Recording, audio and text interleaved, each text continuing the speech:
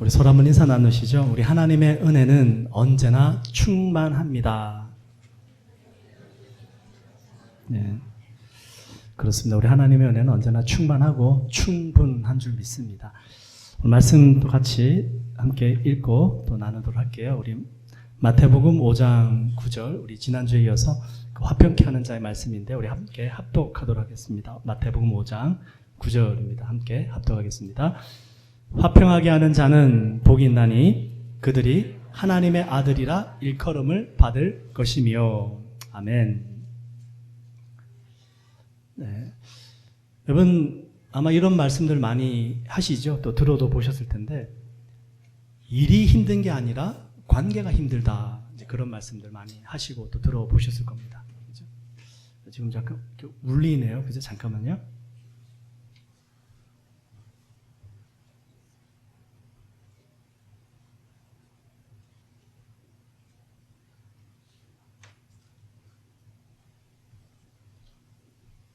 아마 일이 힘든 게 아니라 관계가 힘들다라는 그런 얘기들 많이 하는데요.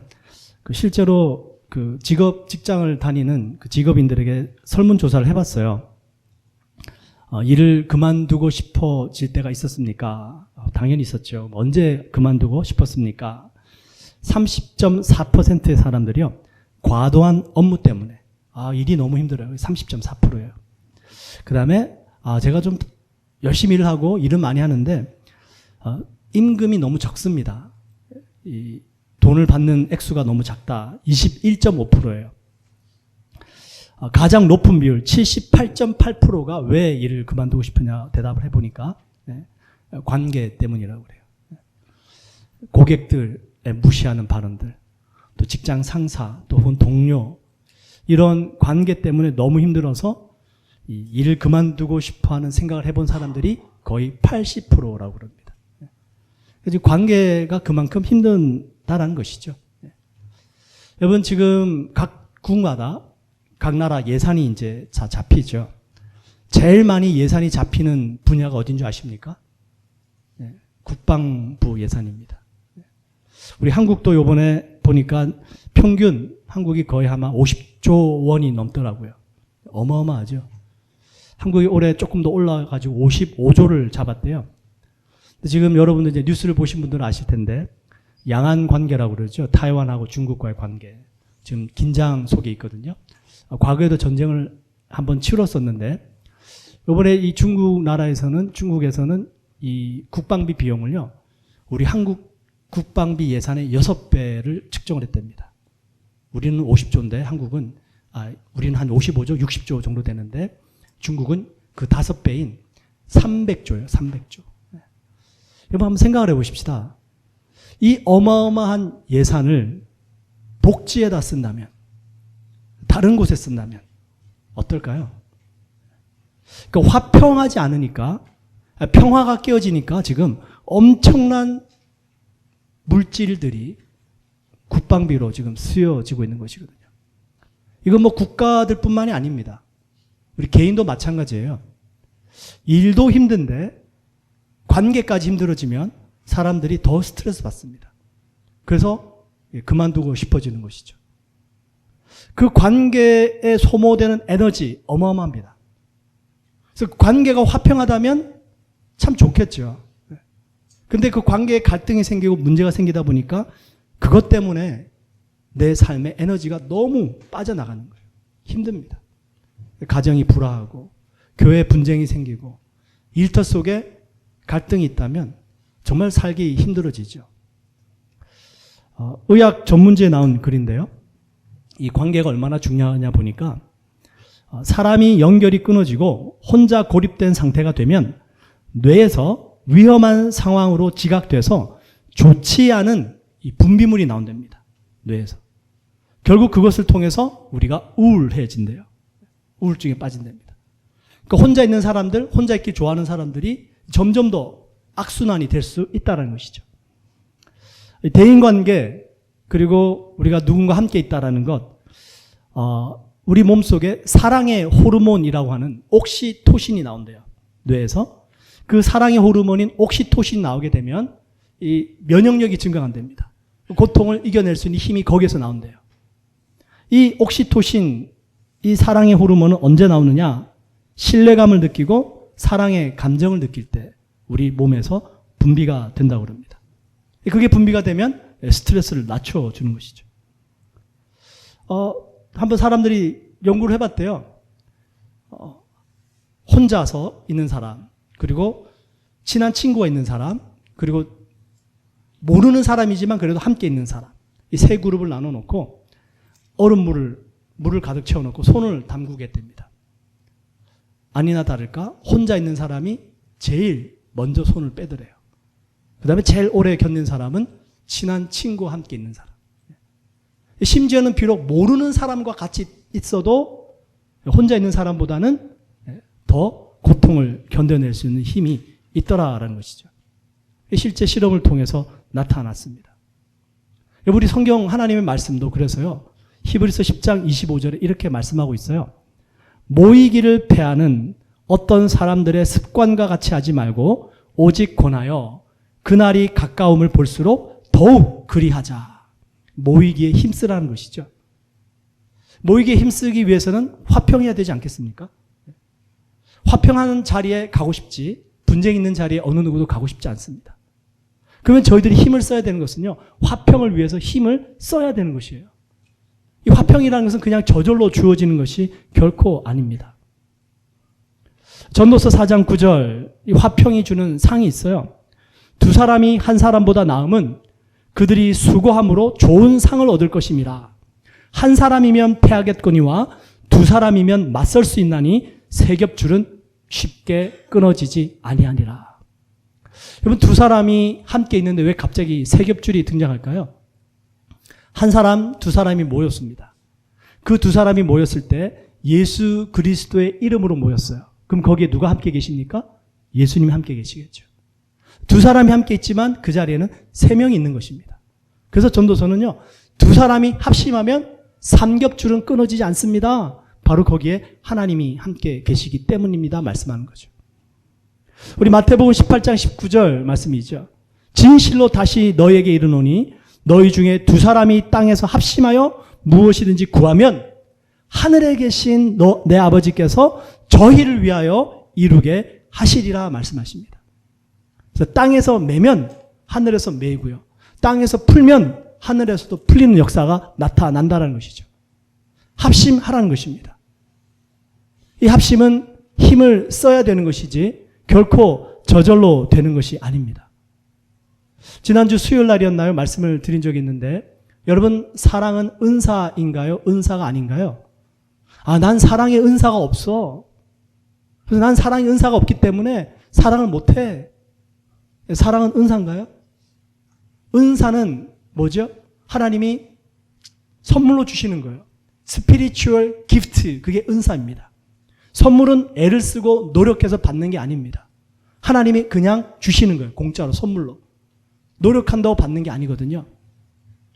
그 성령의 은사들은 그냥 하나님의 은혜로 공짜로 선물로 주시는 거예요. 성령의 은사 중에 사랑의 은사는 없어요. 어디에 있습니까? 성령의 열매에 있어요. 성령의 열매에. 성령의 열매에 사랑과 희락과 화평과 온유와 자비와 절제가 있어요. 그럼 그 사랑의 열매는 어떻게 맺어집니까? 갈라디아서에 보시면은 성령을 따라 행하라 말씀하세요. 우리가 행해야 되는 것이죠. 힘써야 된다는 것입니다. 하나님 좀 그냥 화평 주세요. 그냥 사랑하게 해주세요. 아무것도 하지 않고 애를 쓰지 않고 노력하지 않고 결코 열매가 맺혀지지 않습니다. 땀을 흘리고요. 씨를 뿌리고요. 물을 줘야 돼요. 자라게 하시는 분 하나님이시고 열매 맺게 하시는 분 하나님이십니다. 근데 우리는 땀도 안 흘린대요. 씨도 안 뿌려요. 물도 안 줘요. 그냥 가만히 있으면서 하나님 사랑의 열매 맺히게 해주세요. 화평의 열매 맺히게 해주세요. 그건 성경적인 것이 아닙니다. 사랑은 은사가 아니에요. 힘을 쓰고 애를 써야 돼요. 희생해야 된다는 사실입니다. 우리 마음이 그게 싫죠. 하기 싫은 거예요. 그러니까 안 돼요. 열매가 안 맺혀집니다. 싫지만 해야 되는 것이죠. 여러분 화평의 관계 화평하기 쉽지 않은 사람들이 분명히 있습니다. 성경은 모든 사람들과 화평한 관계라고 다 있진 않아요. 그런데 중요한 것은 이것입니다. 내가 저 사람과 화평할 수 없지만 내가 애를 쓰잖아요. 하나님이 그 화평하게 힘을 쓰는 사람, 애를 쓰는 사람, 그 사람을 책임져 주시고 돌봐주시고 축복해 주십니다. 아멘. 네. 그 다윗과 사울 한번 보세요. 이게 여러분 서로 친해질래야 친해질 수가 없는 관계예요. 다윗과 사울은. 다윗이 사울 왕을 2번씩이나 살려줬어요.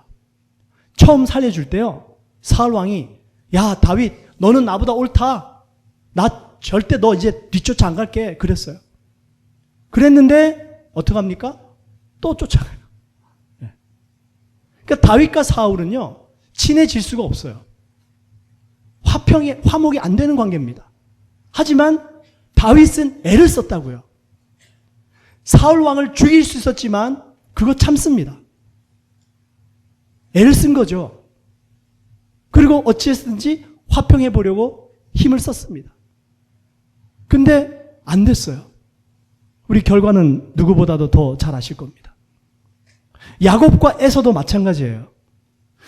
야곱이 고향을 떠났다가 처자식을 거느리고요, 부자가 돼가지고 고향 땅으로 돌아오고 있었어요. 형 에서가 기가 막히게 자기 동생 야곱이 돌아온다는 소식을 듣습니다.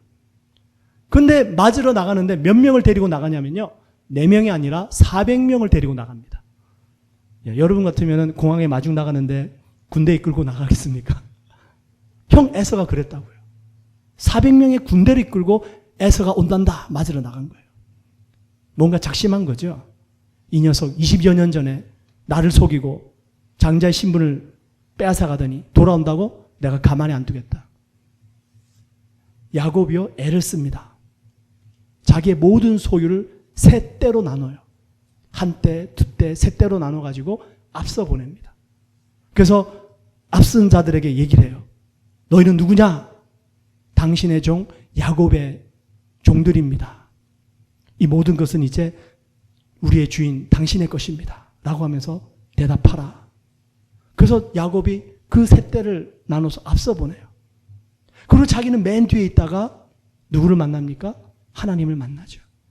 그리고 하나님과 씨름합니다. 하나님을 놓지 않아요. 나를 축복하지 않으면 결코 당신을 놓지 않겠습니다. 그 하나님의 사람이 야곱을 쳐서 뼈를 부러뜨리고 야곱을 이스라엘이라는 이름으로 바꿔주시죠. 그 이스라엘 이름의 뜻이 뭡니까? 하나님과 겨루어 이겼다라는 뜻이에요. 여러분 야곱이 얼마나 힘을 썼는지 아시겠죠? 그렇게 야곱이 하나님과 씨름해서 승리하고 난 다음에 다리를 절기 시작합니다. 뼈가 부러져가지고 그 절름거리는 다리로 형과 만나러 가는 거예요. 관계가 회복되죠. 힘을 써야 된다니까요. 하나님 붙잡고 하나님 제가 이 사람 때문에 너무 마음이 속상합니다. 힘듭니다. 좀 화평하게 도와주세요. 저 사람의 마음을 바꿔주시든지 제 마음을 좀 든든하게 해주시든지 하나님과 씨름하셔야 된다고요. 그냥 되지 않습니다. 그런데 형 에서가 야곱과 그렇게 흐느껴 울고 서로 얼싸안고 화목했지만 에서가 야곱에게 내가 먼저 갈 테니까 너 뒤따라와라 그러죠. 야곱이 네 형 따라갈게요. 그러고 딴 곳에 가요. 같이 살지 않습니다. 화해는 했는데 같이 살 수 없는 관계가 분명히 있어요.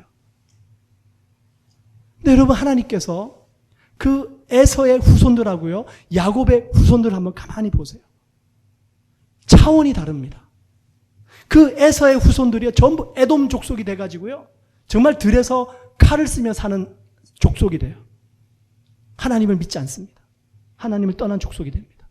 반면에 야곱은 그렇게 하나님 앞에서 화평을 하려고 애를 썼더니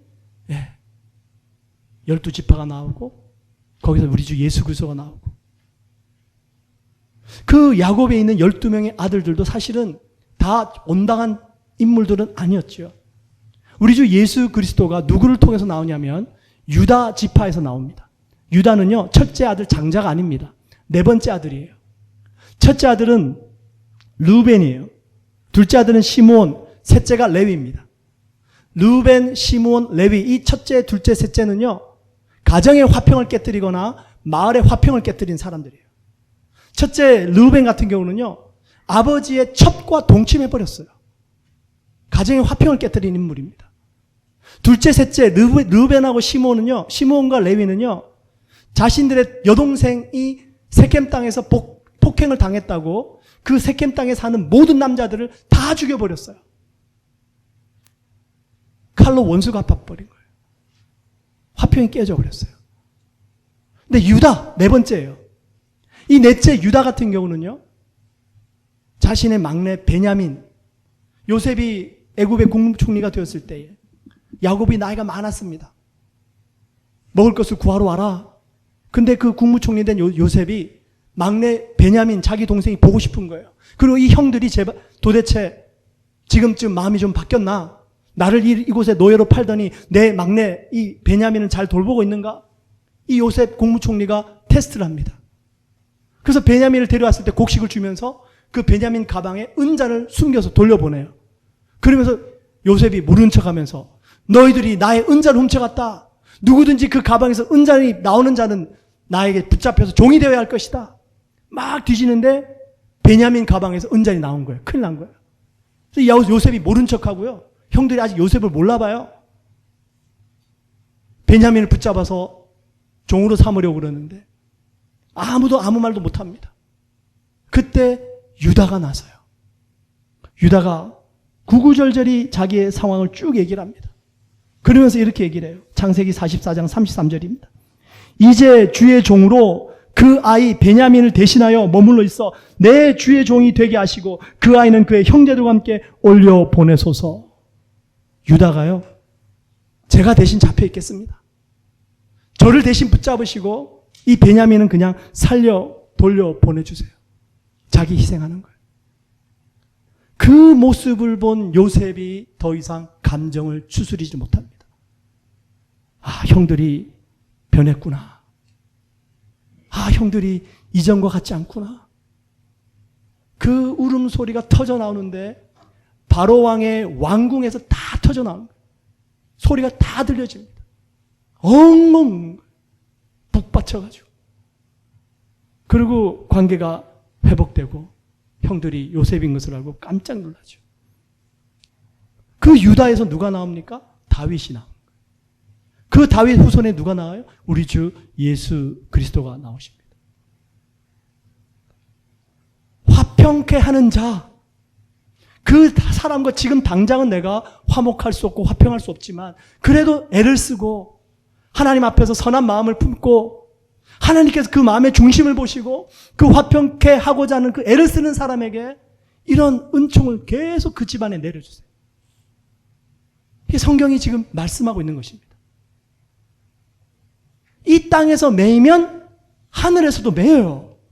안 풀립니다. 여러분들 세대는 괜찮을지 몰라도요. 세대가 지나가면 금방 표시가 나요. 그게 에서의 삶이었습니다. 하나님 앞에서 주님, 내 마음속에 응어리진 거, 메어진 거 풀어버리기 원합니다. 애를 쓰고 주님 앞에 붙잡고 기도하고 어떻게 하면 내가 저 사람과 화목할 수 있을까 기도하고 하나님께서 반드시 열어주세요. 화목해 하십니다. 그리고 그 사람을 축복해 주세요. 여러분, 이 땅에는요, 참된 화평도 있지만 거짓된 화평도 있습니다. 성경에 제일 좋은 예가 두 가지가 있어요. 거짓된 화평. 솔로몬 최고의 지혜를 가진 인물입니다. 전쟁 한 번도 치르지 않았어요. 태평성대의 시절을 살았습니다. 40년 동안. 그 비결이 뭐냐고 보니까요. 열왕기상 11장에 나와 있어요. 솔로몬이요. 여호와께서 일찍이 이 여러 백성에 대하여 이스라엘 자손에게 말씀하시기를 너희는 그들과 서로 통혼하지 말며 하나님께서 일찍이 이방 사람들하고 가나안 땅에 정착하게 되면 그들하고 서로 결혼하지 말고 우상 섬기지 말고 조심해라 영향받는다 말씀하셨단 말이에요. 그래서 서로 통혼하지 말며 그들도 너희와 서로 통혼하게 하지 말라. 그들이 반드시 너희의 마음을 돌려 그들의 신들을 따르게 하리라 하셨으나, 이미 하나님이 가나안 땅 들어가기 전부터 계속 말씀하셨어요. 그러나 그 다음에 이렇게 기록합니다. 솔로몬이 그들을 사랑하였더라. 그 이방 땅 여인들이에요. 다 후궁으로 맞아들인 겁니다. 왕비로 맞아들인 거예요. 정략 결혼한 거예요. 그래서 이웃 나라들과 화평이 이루어진 겁니다. 정략 결혼을 통해서. 몇 명이냐고요? 열왕기상 11장 3절. 솔로몬 왕은 후궁이 700명이요 첩이 300명이라.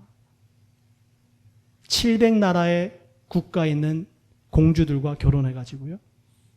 정략 결혼하니까 태평성대가 이루어진 거예요. 거짓 화평이에요. 그 결과가 그의 여인들이 왕의 마음을 돌아서게 하였더라. 이걸 우리는 화평이 아니라 타협, 이렇게 얘기를 하죠. 내가 한 단계 타협하는 순간 내 마음이 하나님을 그만큼 떠나가는 거예요. 멀어지는 겁니다. 솔로몬이 그랬다고요. 솔로몬의 시작이 어땠습니까? 1000번 제사 드렸어요. 엄청난 신앙의 소유자였습니다. 그런데 그 여인들에게 마음이 빼앗기고 그 여인들로 말미암아 마음이 하나님으로부터 돌아서게 된 거예요. 거짓 화평입니다. 타협이에요. 두 번째 거짓 화평이 있어요. 성경에 나와 있습니다. 누가복음 23장 12절인데요. 헤롯과 빌라도가 전에는 원수였으나 당일에 서로 친구가 되니라. 헤롯 왕 아시죠? 헤롯 왕. 이 헤롯 왕은 분봉왕이라고 그래가지고요. 이때는 로마 시대의 식민지였거든요. 이 분봉왕은 로마가 유대인들 중에서 그 왕족을 뽑아서 유대인들을 잘 다스려 보라고 그냥 이 왕으로 한번 세워본 거예요. 그게 헤롯 왕입니다. 헤롯 왕의 조상이 누구냐면 에서예요. 에돔 족속입니다. 그러니까 사실은 이 헤롯 왕은 정통 혈통은 아니었죠. 그런데 하여튼 로마에서 그 헤롯을 왕으로 뽑아서 그 갈릴리 지역을 다스리게 해준 겁니다. 그러니까 로마인도 아니었죠, 헤롯 왕은. 그리고 또 로마는요, 이 서로 견제하기 위해서요, 로마 총독을 보내는데 그 총독이 누굽니까? 빌라도예요. 이 헤롯과 빌라도, 이게 지금 서로 두 정치인데 똑같이 그 지역을 관할하고 있는 리더들입니다. 한쪽은 유대 왕이고요, 한쪽은 로마가 파송한 총독이에요. 이게 서로 의견이 안 맞고 서로 이렇게 앙숙입니다. 원수였어요. 근데 그날에 서로 하나가 되었어요. 누구 때문에요? 예수님 때문에. 야, 저 예수란 자 우리 둘 다 미워하지. 그러고 하나 됩니다. 정치적인 유익을 위해서.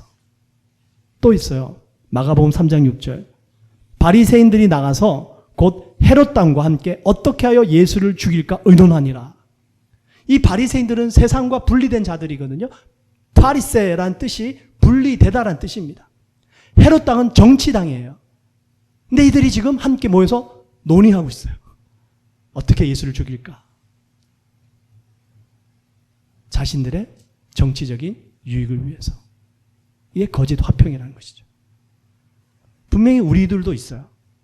나에게 유익이 되는 사람하고 지금 내가 화평의 관계를 유지하고 있죠. 정말 지금은 진짜 같죠. 서로 이윤이 문제가 생기면 관계는 깨어집니다. 이제 거기서 진짜 관계가 나오는 거예요. 이들이 그런 사람들이에요. 나의 유익 때문에 내가 지금 이 사람과 가까이 지내고 있다. 여러분 잘 생각하셔야 돼요. 그 사람만 문제가 아니라 내 자신도 분명히 문제가 있다는 것입니다. 참된 화평은요, 십자가로 말미암은 화평입니다. 자기 희생이 반드시 들어가 있어요. 자기 희생이 없는 화평은 거짓 화평이에요. 예수님께서 우리를 위하여 하나님과 화목해 주셨습니다. 그럼 예수님의 그 십자가 사건, 예수님께서 친히 희생하신 거잖아요. 그게 우리가 누리는 화목이고 화평입니다. 그건 참된 것이에요. 에베소서 2장 16절 또 십자가로 이 둘을 한 몸으로 하나님과 화목하게 하려 하심이라. 원수된 것을 십자가로 소멸하시고 십자가로 전부 화목해 되신 거예요. 십자가로 전부 원수된 것을 하나님께서 다 담을 허물어 주신 거예요. 그 십자가의 희생이 없이는, 자기 희생이 없이는 화평은 없습니다. 자기 이윤 따지고 뭔가 당락 따지고 그건 순간적인 것이고 참된 것이 아닙니다. 십자가 중심, 자기 희생, 여기에 참된 화평이 있는 것이에요. 그래서 우리가 정말로 화평하고 싶다. 하나님의 은혜를 반드시 생각할 수 있어야 됩니다. 부부관계도 마찬가지고요. 교우관계도 마찬가지고요. 일터에서도 마찬가지고요. 마지막 결론 부분에 가서 말씀드리겠습니다. 이 은혜를 생각할 수 있어야지 화평케 하고자 하는 심령이 될 수 있어요. 언어학자 중에 아주 유명하신 분인데요. 노암 촘스키라는 분이 있어요. 언어학자입니다. 이 노암 촘스키라는 분이 한 유명한 말이 있는데, 언어의 능력은 인간에게만 존재한다. 언어는 인간만이 할 수 있는 유일한 수단이다. 이런 말을 했습니다. 맞는 말이죠. 근데 또 다른 한 박사님께서 이 노암 촘스키의 말에 반대를 했습니다. 그렇지 않아. 다른 동물들도 훈련시키고 반복학습하면 언어 배울 수 있어. 이렇게 반박합니다. 그렇게 반대 의견을 낸 박사님의 제자가 있었어요. 그 제자가 이 박사님의 뒤를 이어가지고 내가 저 노암 촘스키가 한 말에 한번 반대되는 증명을 보여주겠다. 그래가지고 뭘 하냐면요. 침팬지를 태어나자마자 데리고 와가지고 같이 살면서 키우기 시작합니다. 그러면서 일단 언어는 둘째치고 수화를 가르치기 시작해요. 손수화. 그리고 이제 뭐 잘못한 일이 있으면 미안합니다. 뭐 이런 걸 가르쳤던 것 같아요. 한 1년 지나고 나니까 어느 정도 해요. 이 침팬지가요. 수화를 합니다. 그러면서 잘 가고 있으니까 이제 이 분이 뭔가 신이 났겠죠. 용기를 얻었겠죠. 아, 노암 촘스키 박사. 저 사람의 주장은 잘못된 것이야. 그래서 이제 계속 연구를 진행하면서 같이 살았어요. 한 2년, 3년 차 되는 해였습니다. 이 침팬지에게서 야생성이 나오기 시작합니다. 결국 함께 살던 그 연구원의 얼굴을 물어 뜯어버렸어요. 엄청난 사건이 발생합니다. 3년째 일어난 일이에요. 결국 이 연구는 중단됩니다. 그게 1977년도였어요. 그러면서 이 연구하던 박사님이 하는 말이 뭐냐면, 침팬지는 언어를 배운 것이 아니라 단지 행동을 흉내낸 것뿐이다. 이렇게 결론을 맺습니다. 언어를 배운 게 아니라 그냥 행동 따라한 것뿐이에요. 계속 반복하니까 그 정도는 할 수 있었던 거죠. 그러나 진정으로 언어로 소통은 안 됐던 겁니다. 자, 이야기의 끝이 이게 아니고요. 여러분, 인간과 침팬지의 DNA가 얼마만큼 가까운지 아십니까? 침팬지의 DNA하고요, 인간의 DNA하고요, 98.7% 일치한다고 합니다. 몇 프로가 달라요? 1.3% 다른 거예요. 1.3% 차이가 나는데 훈련이 안 돼요. 소통이 안 됩니다. 대화가 안 돼요. 같이 살 수가 없어요. 화평이 안 되는 거예요. 그럼 그 침팬지 데리고 살려면 누가 희생해야 될까요? 누가 손해봐야 될까요? 네, 사람이 손해봐야 돼요. 얼굴을 뜯어먹히든 팔다리가 날아가든 참고 살아야 되는 거예요. DNA가 1.3% 달라요. 근데 엄청난 차이를 내요. 여러분, 하나님과 우리 인간은 얼마나 차이가 나실까요? 우리 사람은 하나님의 형상을 따라 지음을 받았지만 하나님과 우리 인간의 차이는 인간과 침팬지의 차이보다 더 나면 더 나지 덜 나진 않을 거예요. 그렇지 않습니까? 그 인간과 침팬지의 차이보다 하나님과 우리 인간의 차이가 더 나죠. 그럼 생각을 해보십시오. 하나님과 우리 인간이 화평하게 해야 되는데 누가 희생해야 됩니까? 하나님. 이 죄 많은 인간들하고 화평하려면 말을 안 들어먹어요, 인간들이. 몰라요. 하나님이 답답할 노릇이죠. 하나님이 사랑이시니까 같이 살고는 싶으시고, 어쨌든 이들을 도와주고 싶고 인도하고는 싶으신데, 대화가 안 되고 소통이 안 되는 거예요. 화목의 관계가 안 되는 겁니다. 하나님이 참다가 당신의 아들 예수 그리스도를 이 땅에 보내주세요. 십자가에 그 엄청난 고난을 겪으시고 돌아가십니다. 그리고 그 중간에 맡긴 담을 다 허물게 하시고 하나님과 우리를 화목하게 만드셨어요. 그게 십자가 사건입니다. 하나님이 희생하셨어요. 여러분, 우리 인간은 침팬지와 화평하기 위해서 희생이 안 돼요. 할 수 없어요. 사람은 할 수 없는데 하나님은 하십니다. 그래서 그 하나님의 은혜를 생각하면, 야, 내가 이런 하나님의 은혜를 받았구나. 하나님께서 이런 대가를 치르셨구나. 여기에서 다시 주님의 그 모습을 닮아서 이 화평의 관계를 한번 해보겠습니다. 화평케 하는 자는 복이 있나니 저희가 하나님의 자녀라 일컬음을 받을 것이며, 이렇게 되는 거죠. 우리 어제 새벽 예배였네요. 여러분들께서 하나님의 은혜를 받았어요. 그래서 그 은혜로 말미암아 믿음으로 우리는 구원을 받았습니다. 이 은혜를 아는 사람들은 다시는 죄를 지을 수가 없어요. 예수님께서 나 때문에 그 고난을 당하시고 십자가에 돌아가셨는데 내가 어떻게 죄를 지을 수 있어? 여러분, 가늠하다 잡힌 여인 기억나시죠? 현장에서 잡혔습니다. 예수님이 땅에서 글을 쓰시고 그 돌을 든 군중들에게 말씀하세요. 너희 중에 죄 없는 자가 먼저 돌로 치라. 그들이 돌을 들고 그 여인을 던지려고 보니까 자기가 얼마 전에 저지른 그 죄를 예수님이 땅에다 다 적어 놓으신 거예요. 다들 깜짝 놀라서 이 여인에게 돌을 던졌다가는 나도 돌에 맞아야 될 판이네. 다 내려놓고 자리에 떠나간 거예요. 그리고 예수님이 마지막으로 여인에게 말씀하십니다. 여인아, 나도 너를 정죄하지 아니하노니, 그 다음 뭐라고 말씀하세요? 가서 다시는 죄를 범치 말라 말씀하시죠. 여인은 지금 죽다 살았어요. 야, 내가 간음하다가 죽을 뻔했는데 살아났다. 이거 또 용서받네? 가서 또 죄를 지을까요? 아니요. 죽다 살아났어요. 그 은혜를 기억하기 때문에 죄를 지으려고 하다가도 그 끔찍한 죽음의 순간을 잊어버릴 수가 없는 겁니다.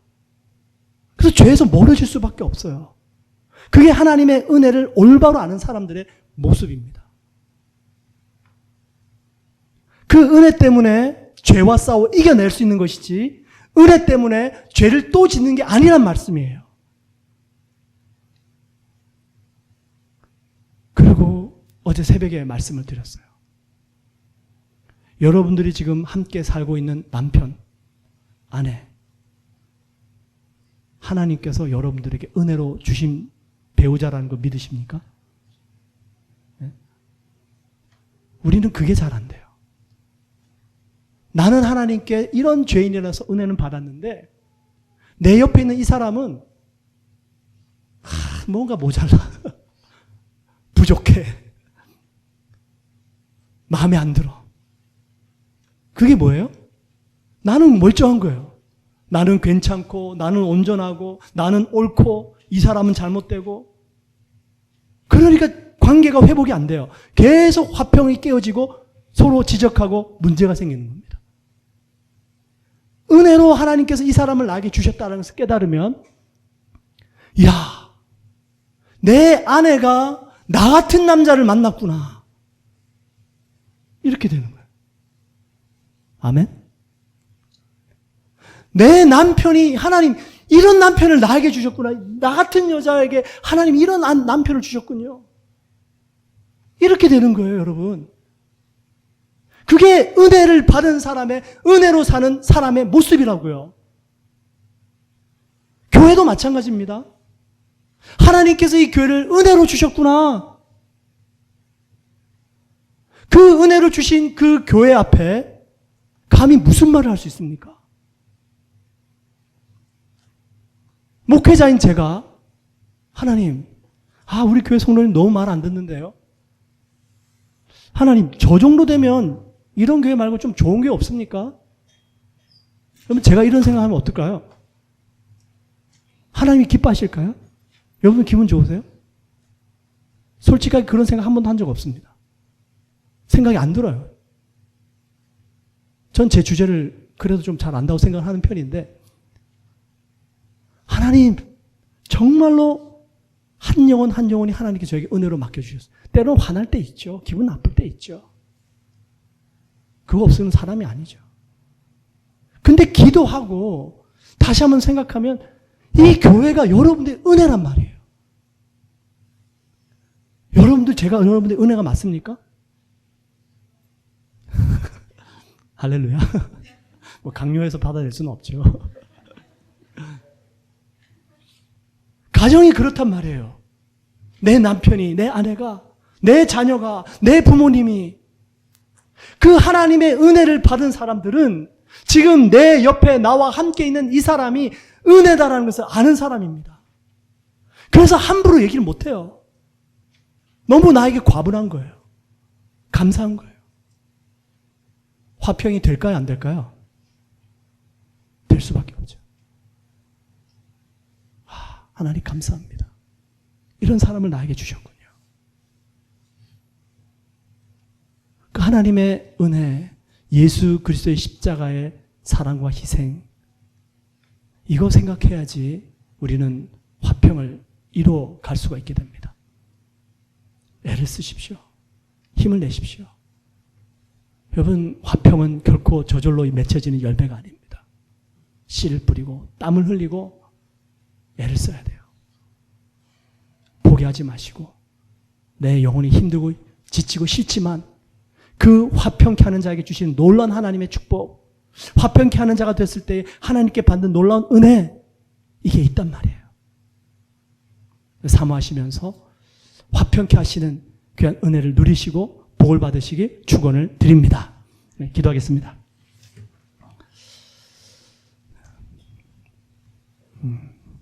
할렐루야. 주님 감사합니다.